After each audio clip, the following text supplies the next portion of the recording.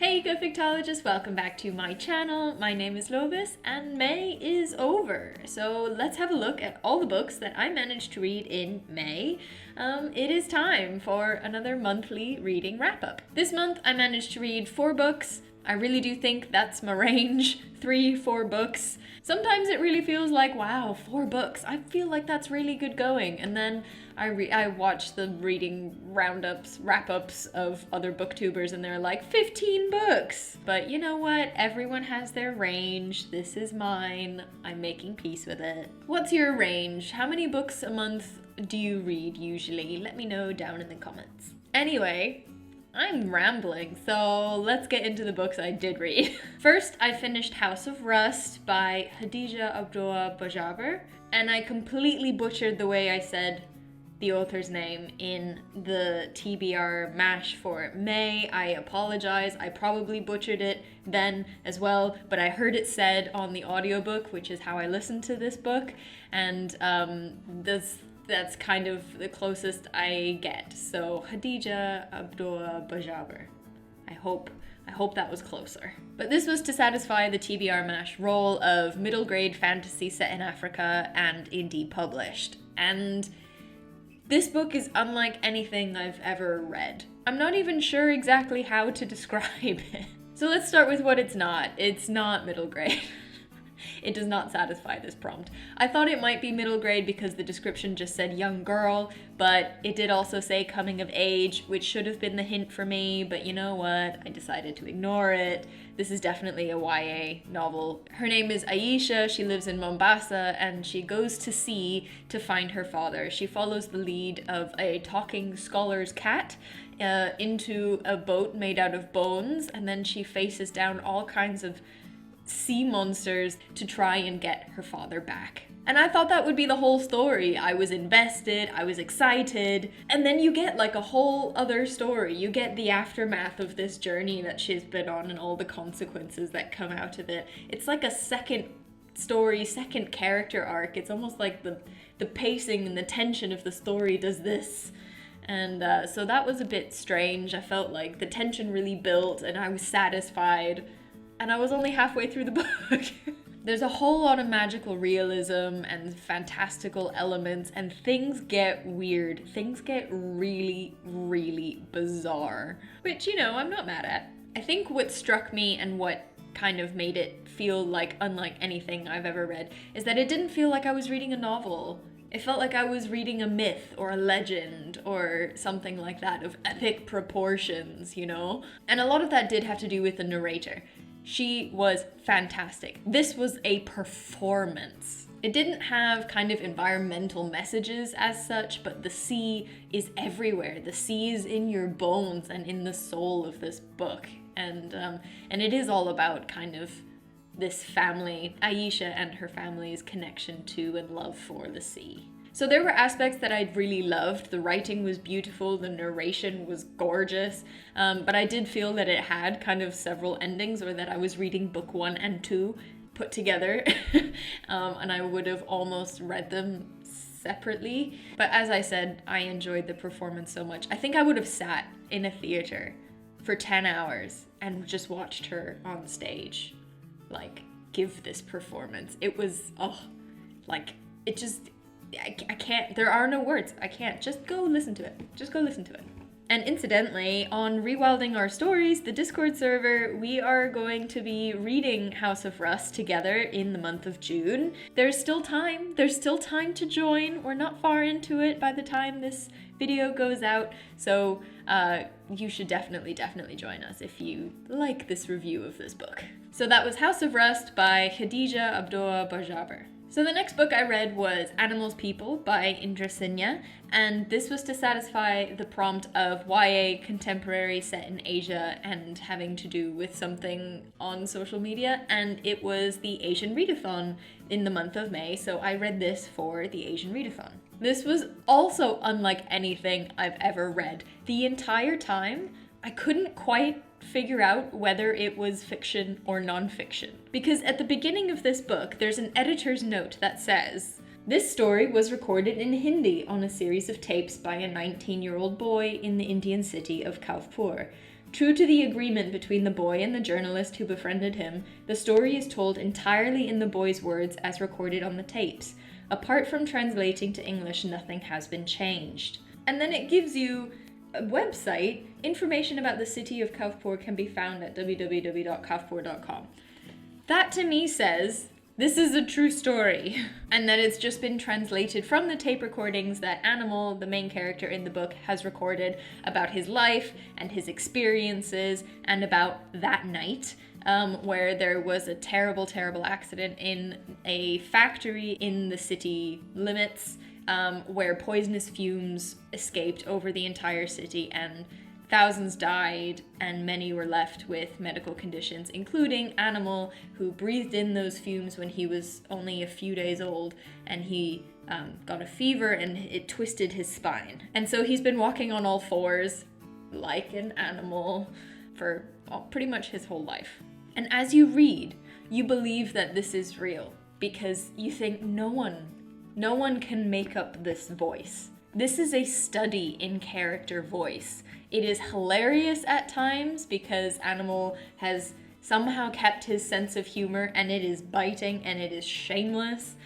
It is tragic at times. It has a cadence of the dialect, and it includes some words in his language as well as in French and in English. You get a sense of his mood by the rhythm and punctuation or lack thereof. So this is one of the voiciest books I have ever read. The language in here is very adult. He does not mince his words, he swears and curses and is obsessed with sex. And I think actually he's nearly 20, which it does say on the back of the book, so that should have given me an indication. So he's an adult. This is an adult book, not YA. I am not doing well with my TBR MASH prompts this month. It's not YA.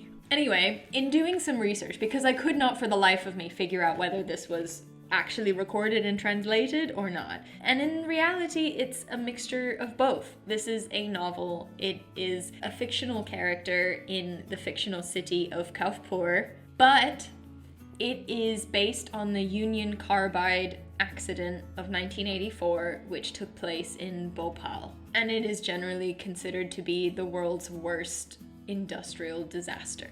Thousands did die.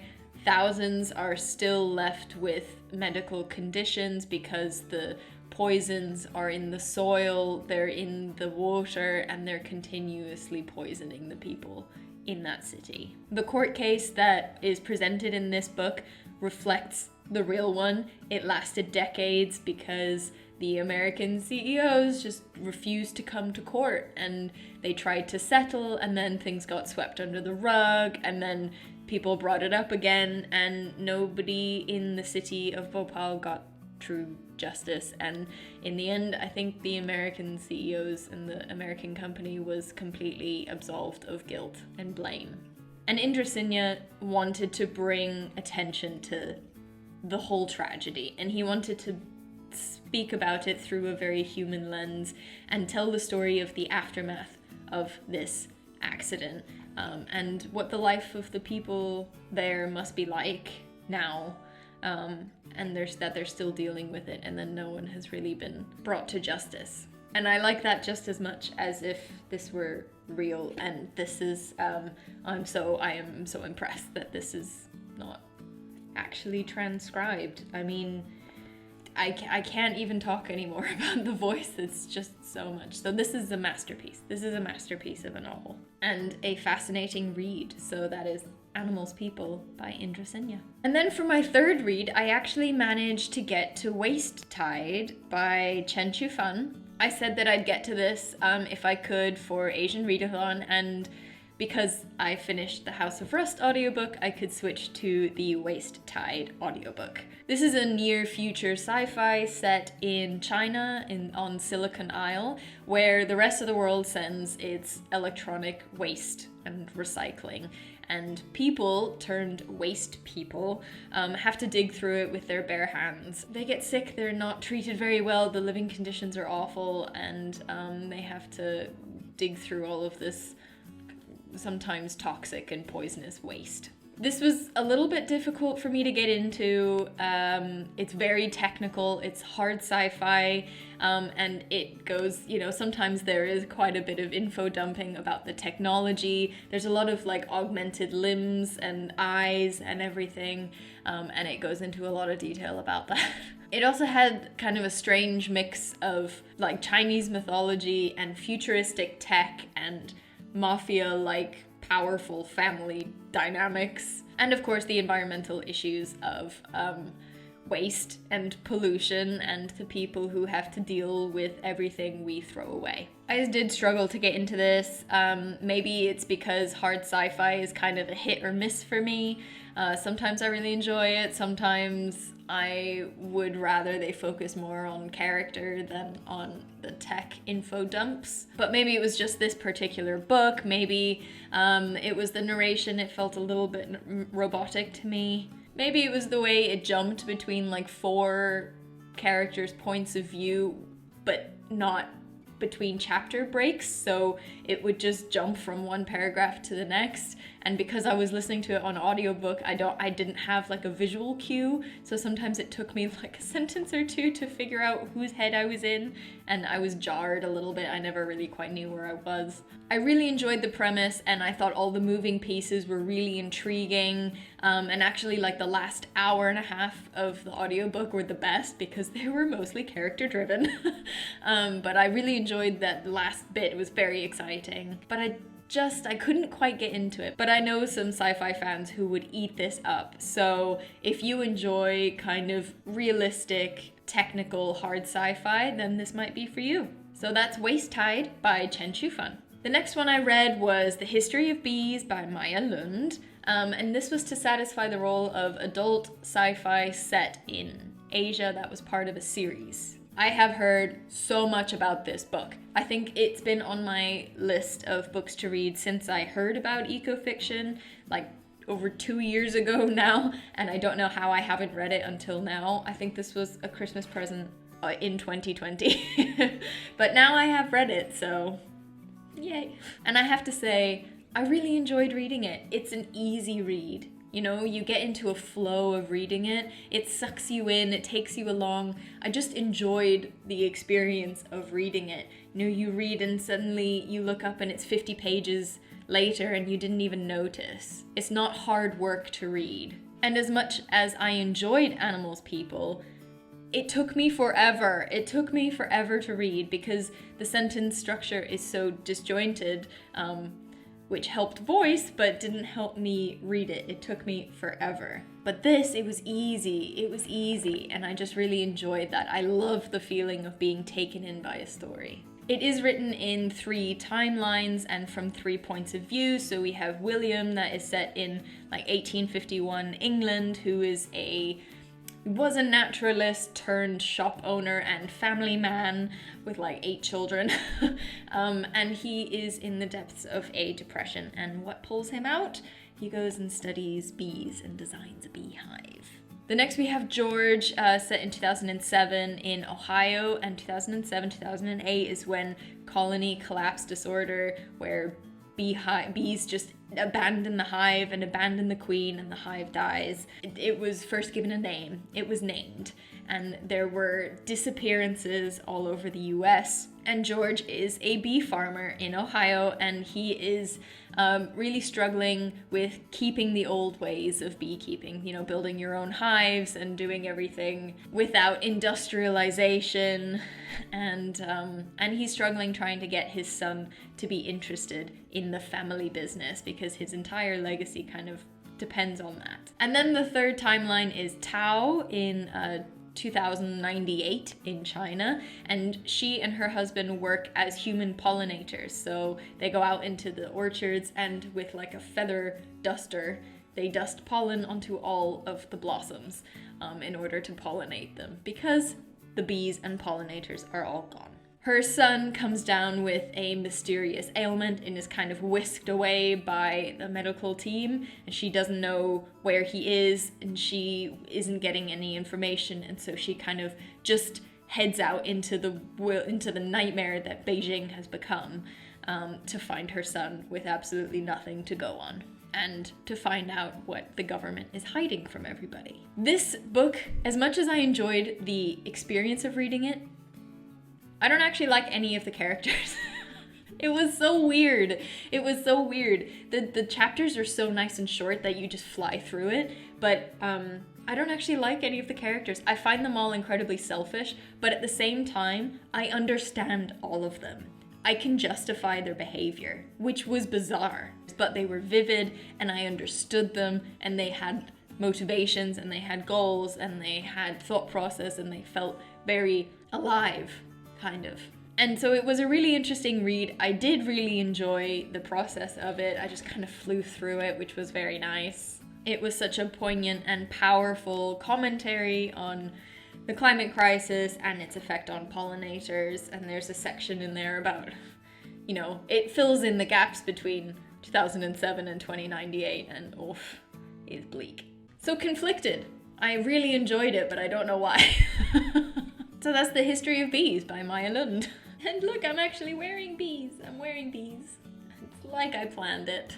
So those were my 4 reads. House of Rust by Hadija Abdullah Bajaber, Animals People by Indra Sinya, Waste Tide by Chen Chufan, and The History of Bees by Maya Lund. But which was my favorite? That is a very tricky question because I loved different things about different books. I loved the performance of House of Rust, but I thought kind of the storyline had several endings and attention was a bit eh.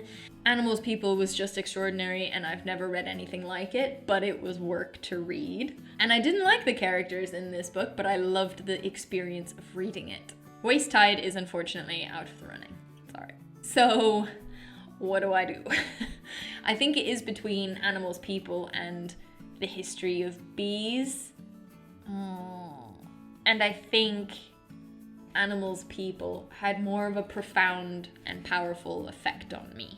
And I have, since reading it, recommended it to several people already. So that says something. It really is something special. And while I would, that's not the front of that book. While I would recommend The History of Bees as a lovely, easy read and more of an obvious ecofiction read, this is just magnificent. And I think this was my favorite read of May. So now we head over to the tournament board and we have to choose a winner between Animals People and Limbo by Esther Figueroa, which was my favorite read of April, which you can hear more details all about that in that video, which I will link up here and in the description below.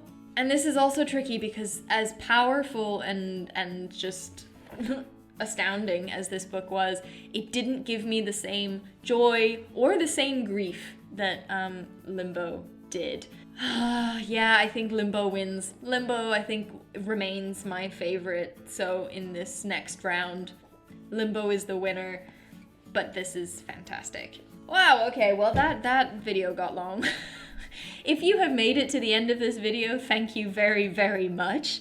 And comment down below with, well, what, I don't know, like an Indian flag maybe. So I know you got to the end. You're wonderful. I love you. It's really a good thing I don't read more than 4 books a month because we would be here all day. And let me know what your favorite read of May was, whether it was ecofiction or not. Leave it down in the comments. If you like this video, give it a thumbs up and subscribe to my channel if you haven't already. I post every Wednesday all about reading and writing ecofiction and how it can be used as a science communication tool. If you like what I do and would like to support me, then head on over to patreon.com/ecofictology and become a patron, where your monthly donation buys me books and also supports Love the Oceans, a marine conservation organization operating out of Mozambique. And if you're looking for a little bit of community around your ecofiction reading, then join us on our Discord server, Rewilding Our Stories. It's really taking off and we're having some wonderful, wonderful conversations there. And we are about to start reading The House of Rust all together because I was so excited about it. And so it's not too late to join for that. And that's all from me. So happy reading, and I'll see you next week, ecofictologists.